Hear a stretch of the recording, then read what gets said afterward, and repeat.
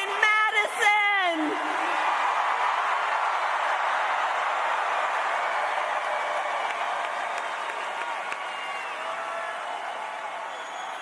And you know I got some Madison cred, right?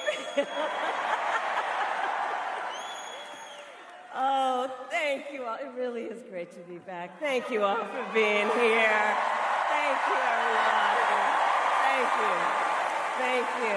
And can we please thank Bill for fighting every day for the working people of America. And to everyone at Teamsters Joint Council 39, I am so honored and grateful for your endorsement. I will work so closely with you, as we always have, and we will win. And we will win. And we will win.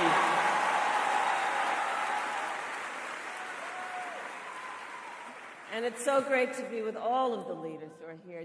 This is an auditorium full of leaders, including our dear friend and your governor, Tony Evers.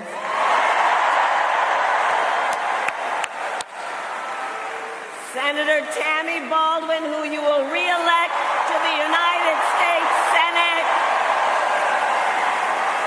Representative Pocan. Mayor Rhodes Conway. And I have to give a special thanks to the mayor, because the last time I was in Madison, we went to the house where I lived when I was 5 years old, here in Madison. So many of you know, and my sister Maya's here, so our parents taught at the University of Wisconsin-Madison, and so we lived here for a period of time. So every time I land, the governor says, "Welcome home."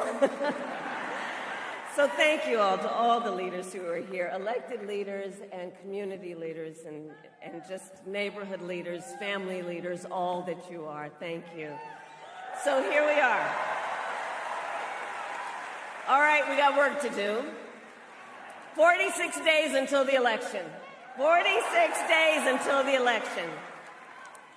And what we know, this is going to be a tight race until the very end. So let's not pay too much attention to the polls, because let's be clear, we are the underdog in this race, and we have some hard work ahead of us. But here's the thing, we like hard work. We like hard work. Hard work is good work. Hard work is joyful work.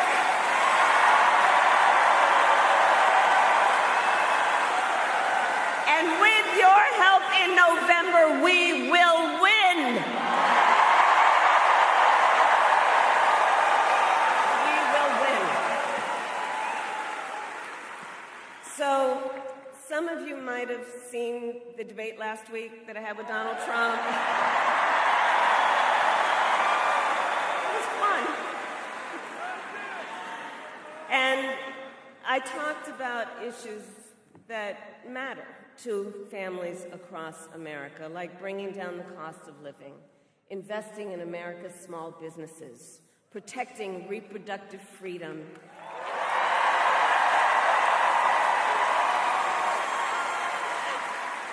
and keeping our nation safe and secure.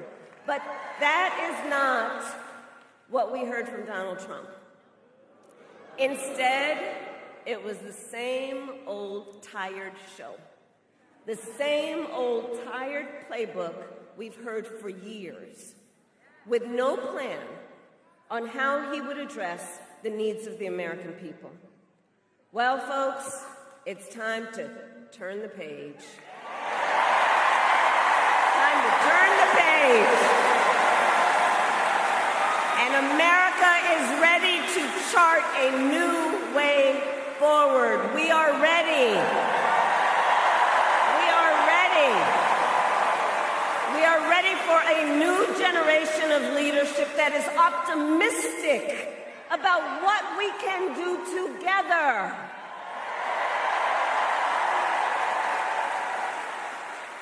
Because we're tired of all that division and hate they're pushing.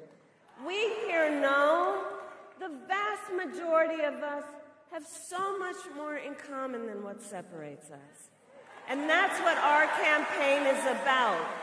Understanding that this is a people-powered campaign, that this is a campaign about building community, building coalitions, reminding us all that we are all in this together and that we're gonna be good and all right. We're in this together.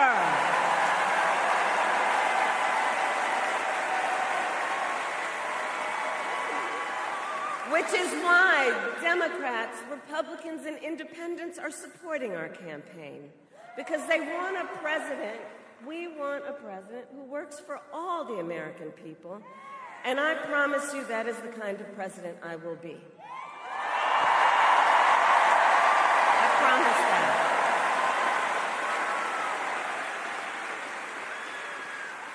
Now, many of you know my background. My entire career, I have fought for the people. As a young courtroom prosecutor in Oakland, I stood up for women and children against predators who abused them.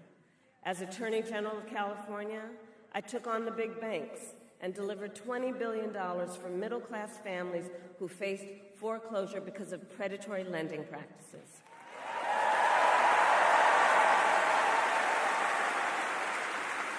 I stood up for veterans and students who were being scammed by the big for-profit colleges, and for workers who were being cheated out of the wages they were due, and for seniors facing elder abuse.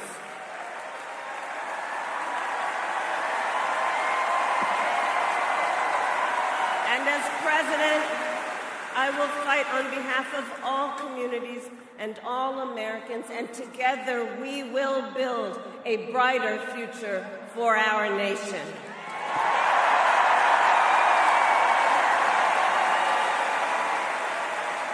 Together, we will build a future where we build what I call an opportunity economy, so every American has the opportunity to own a home, to build wealth, to start a small business.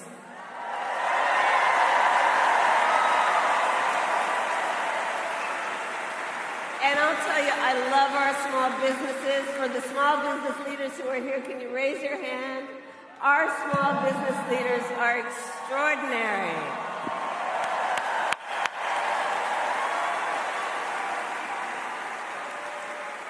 So, you know, growing up, before our mother could afford to buy a house, we lived in an apartment above a child care center. It was owned by a woman by the name of Mrs. Shelton, and she helped raise my sister Maya and me, because my mother worked long days and sometimes on weekends. We called Miss Shelton our second mother, and she was a small business owner. So from childhood, I have known the character and work ethic of our small business owners. And I know small business owners are the backbone of America's economy.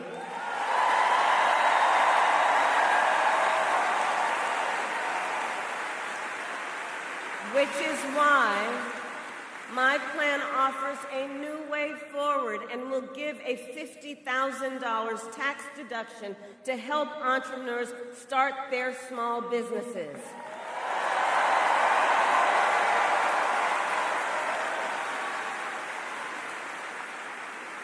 I also know we need to build more housing in America. You know, my mother saved up for years, and when I was a teenager, she was finally able to buy her first home. I know what that dream is like. I know what it is like for people to work hard and to save up and have a dream that is about the dignity of their work and an investment in their future, the future of their family, an investment in the pride they so rightly deserve because of their hard work.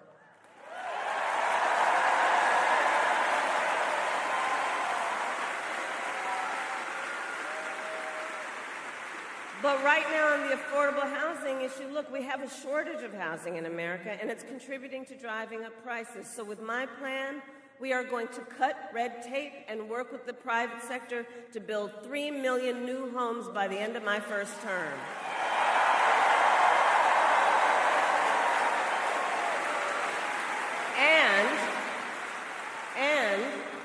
provide first-time homebuyers with $25,000 in down payment assistance so they can just get their foot in the door.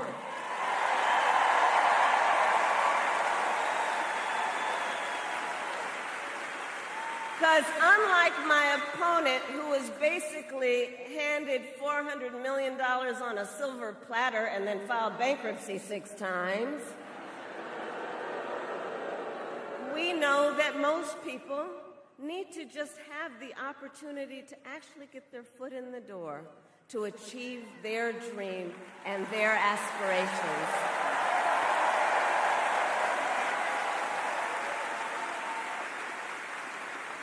We also need to lower the cost of living, because while our economy is doing well by many measures, prices for everyday necessities like groceries are still too high. You know it and I know it. So I have a plan to lower costs on everything ranging from health care to groceries, including taking on corporate price gouging,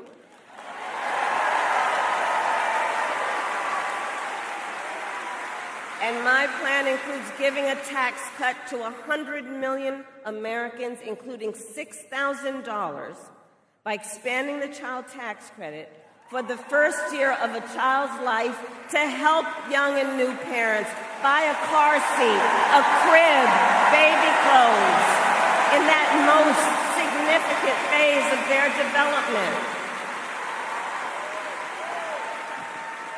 And all of this is to say, I will always put the middle class and working families first. I come from the middle class, and I have never forgotten where I come from.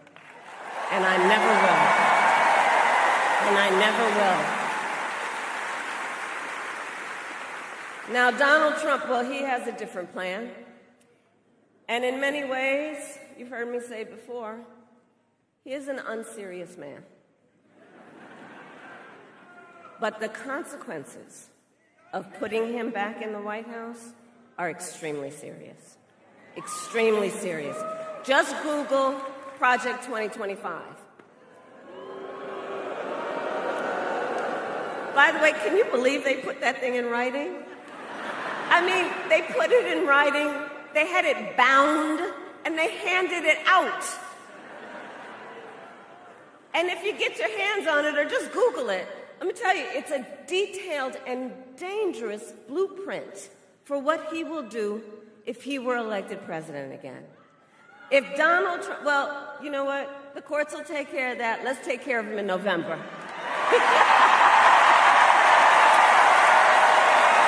take care of him in November. How about that?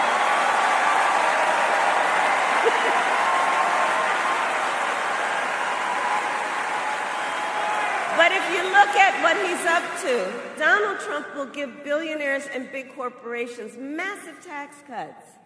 He intends to cut Social Security and Medicare.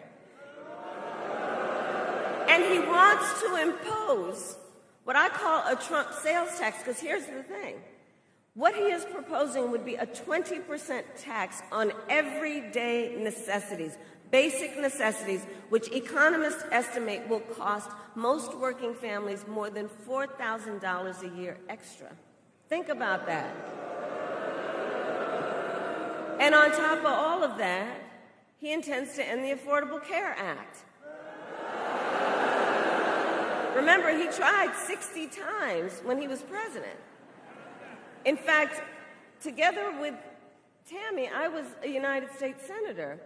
On the floor, I don't know where she is right now, but she'll remember, and we've talked about this. We were on the floor of the United States Senate in the middle of the night when one of those votes was up, when they were trying to get rid of the Affordable Care Act. And we were all standing around after we all voted to protect the Affordable Care Act. And we were all standing around. And then the big wooden doors to the Senate well opened, and in walked the late, great John McCain.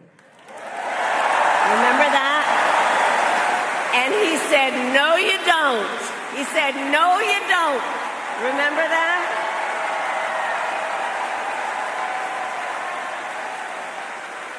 But we were up against those kinds of attacks when he was president last time, and as he said in the debate, he intends to replace it, but has no plan. In fact, he has, quote, concepts of a plan. No actual plan, concepts. So, aside from that being laughable, it's very serious, because he's basically saying he would threaten the health insurance of 45 million people in our country based on a concept. And take us back. Remember those days when insurance companies could deny people with pre-existing conditions? Remember what that was like? Well, brother, we are not going back. We are not going back.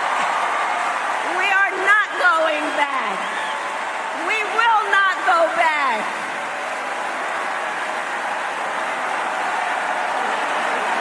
We're not going back. We're not going back. No, we are not. We will move forward.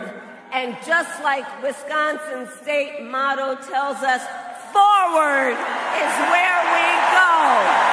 Forward is where we go. Because ours is a fight for the future. And ours is a fight for freedom.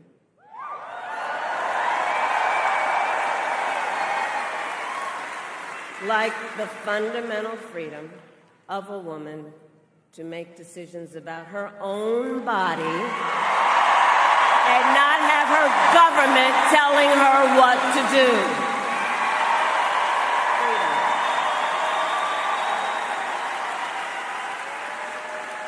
And we remember how we got here.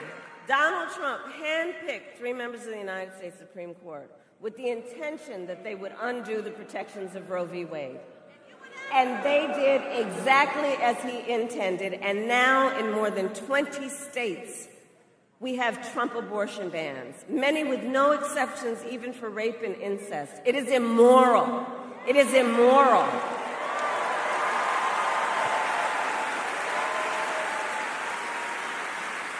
And let us agree, one does not have to abandon their faith or deeply held beliefs to agree the government should not be telling her what to do.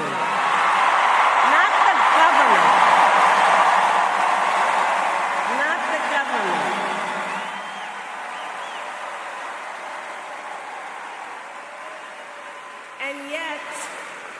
And yet, in our debate, Donald Trump said that everyone wanted to overturn Roe.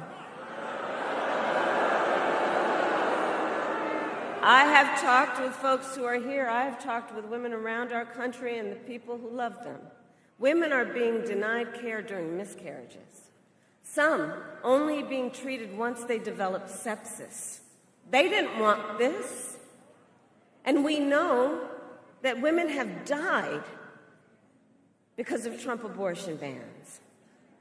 I was with a mother and the 2 sisters of a woman who died because of Trump abortion bans just last night. You know, and her mother said the worst thing among the pain that she's experiencing is when she heard and reflects on what she was told, that it was preventable. Preventable. And you know, when that decision came down just over 2 years ago, we predicted this would happen. And it's preventable. You know, the young woman, she was a vibrant 28-year-old young woman with a mother of a 6-year-old son. Her name, Amber Nicole Thurman, who I promised her mother I will say her name every time. I will say her name every time.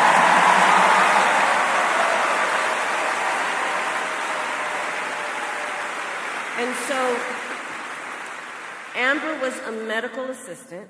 She had just learned that she was accepted to nursing school. She had her whole future planned out. And her sisters and her mother were describing her to me, and they said, you know, she had such light, and she had ambition, and she had drive, and she was so proud that she had worked so hard, and she was finally gaining independence, that she found an apartment in a safe community. It had a little pool where her son could play, and she was so proud. She was so proud and so hopeful. And then she discovered she was pregnant, and she decided to have an abortion. But because of the Trump abortion ban in Georgia, she was forced to travel out of state to receive the health care that she needed. And when she returned to Georgia, she needed additional care, so she went to a hospital in Georgia. But under the Trump abortion ban, her doctors could have faced up to a decade in prison for providing Amber the care she needed. And so she waited for 20 excruciating hours. She waited as she deteriorated. And then she reached such a state, a critical state, that the doctors finally operated, and it was too late. And she died of sepsis. And recently, medical experts determined that Amber's death was preventable. Preventable. So understand what a law like this means, what these kinds of laws mean. These kinds of laws under Trump abortion bans. It means doctors may have to wait until the patient is at death's door before they take any action. Nobody wants that. What is he talking about? Nobody wants that. Are we saying we're going to craft now public health policy so that doctors only kick in when you're about to die? This is one example of what is happening around our country right now.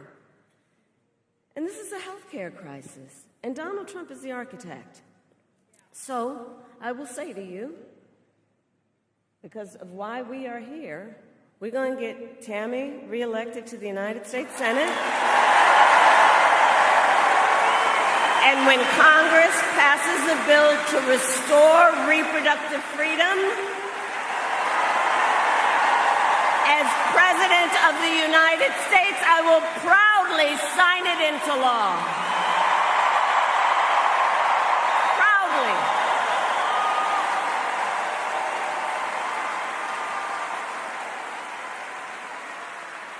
And across our nation, we are witnessing a full-on assault on other hard-fought, hard-won fundamental rights and freedoms, like the freedom to vote, the freedom to be safe from gun violence, the freedom to join a union, the freedom to love who you love openly and with pride.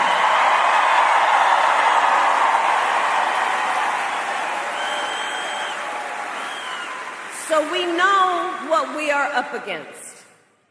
We are clear-eyed about what we are up against, and we remember that generations of Americans before us led the fight for freedom, and now the baton is in our hands. Now it's in our hands. It's in our hands. And so much is on the line in this election, and this is not 2016 or 2020. The stakes are even higher. Because, remember, 2 months ago, the United States Supreme Court basically told the former president that he will effectively be immune no matter what he does in the White House. But think about that. Think about what that means. So before, at least, there was some threat of consequence. And now the court has made this decision. Think about that. Just imagine Donald Trump with no guardrails. He who has vowed to be a dictator on day one. He who has called for, quote, the termination of the Constitution of the United States of America. And let us be very clear. Someone who suggests we should terminate the Constitution of the United States should never again stand behind the seal of the President of the United States. Never again. Never again.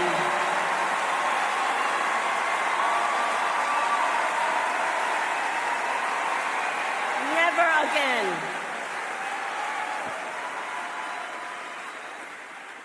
So, Wisconsin, it all comes down to this. We are here together because we love our country. We love our country. And we understand the awesome responsibility that comes with the greatest privilege on earth, the privilege and pride of being an American. The privilege and pride of being an American.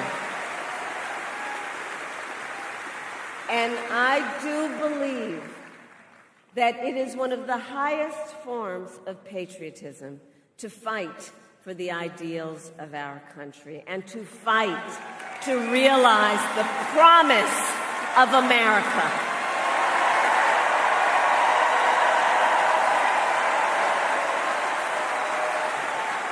So, Madison, Election Day, yes, in 46 days, and early voting has already started in some states. Early voting in Wisconsin starts in just 32 days. And in fact, many of you may have already received your mail-in ballots. Check this out. In-person early voting begins in Virginia and Minnesota today. Today. And don't we love Tim Walz?